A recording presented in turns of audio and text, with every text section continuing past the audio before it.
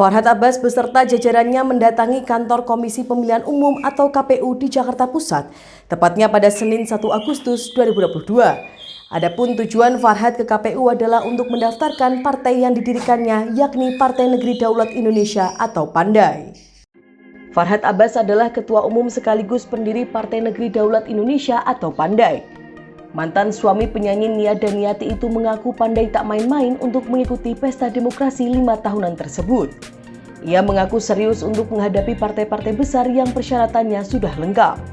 Selain itu, kehadiran Pandai ini sebagai bukti partai kecil untuk unjuk gigi sekaligus memberikan warna baru dalam pemilu 2024 mendatang. Adapun Farhad Abbas tidak muluk-muluk perihal target perolehan suara yang penting masuk 7 hingga 10%. Ia optimis Pandai akan lolos persyaratan dan berpartisipasi dalam pemilu 2024 mendatang. Sebelumnya, Ketua KPU Hashim Asyari menjelaskan proses pendaftaran parpol peserta pemilu 2024 terdapat 3 kategorisasi, yakni parpol peserta pemilu 2019 yang lolos parliamentary threshold atau PT alias yang punya kursi di DPR, partai politik peserta pemilu 2019 yang tidak lolos PT atau tidak punya kursi di DPR, dan partai baru. Ia mengatakan berdasarkan putusan Mahkamah Konstitusi nomor 55 tahun 2020 terhadap 3 kategori ini, terdapat 3 perlakuan yang berbeda ketika proses pendaftaran partai politik peserta pemilu. Hashim menambahkan pada kategori 1 yakni partai politik peserta pemilu 2019 yang lolos PT atau punya kursi di DPR RI harus mendaftar dan dilakukan verifikasi administrasi.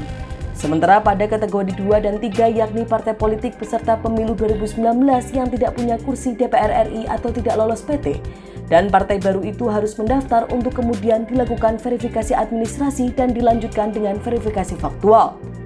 Dalam memenuhi syarat pendaftaran, seluruh berkas yang diserahkan ke KPU harus lengkap agar memenuhi syarat administrasi, serta dokumen tersebut terdapat tanda tangan Ketua Umum dan Sekretaris Jenderal dari masing-masing partai politik.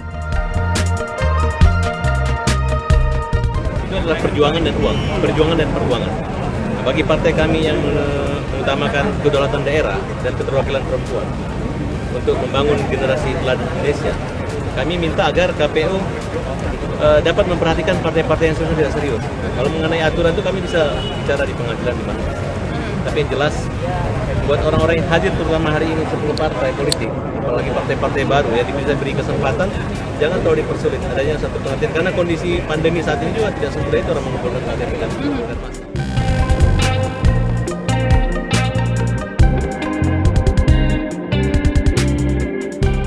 Demikian informasi dari Tribun Jateng Update. Saksikan terus Tribun Jateng Update hanya di channel YouTube Tribun Jateng.